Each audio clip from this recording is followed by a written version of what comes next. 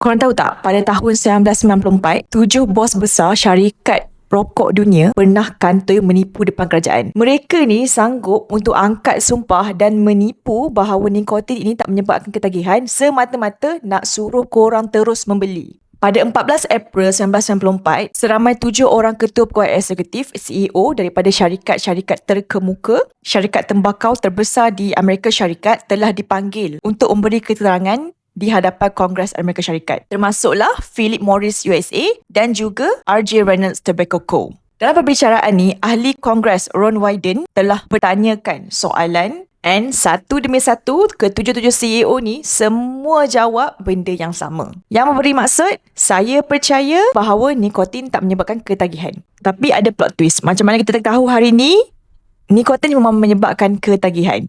Daripada siapa benda ni pecah tembelang, orang yang bertanggungjawab menjatuhkan ke-7 CEO ini ialah Dr. Jeffrey Wiggin. Beliau ini merupakan bekas ketua saintis, Vice President of R&D di salah satu ke-7 syarikat ini yang diberi nama sebagai Brown and Williamson. Macam mana dia buat? Selepas dipecat sebab membantah tindakan syarikat yang meletakkan bahan kimia berbahaya seperti amonia untuk mempercepatkan kesan nikotin ke otak, dia memutuskan untuk menjadi pemberi maklumat kepada satu pembuat eksklusif. Masa tu kita panggil sebagai program Berita 60 Minit. Sekarang pun masih ada lagi. Walaupun masa tu syarikat Brown and Williamson tu masih mengugut dia dan juga family dia, tapi dia still jalan terus, dan pendedahan dia ni membawa kepada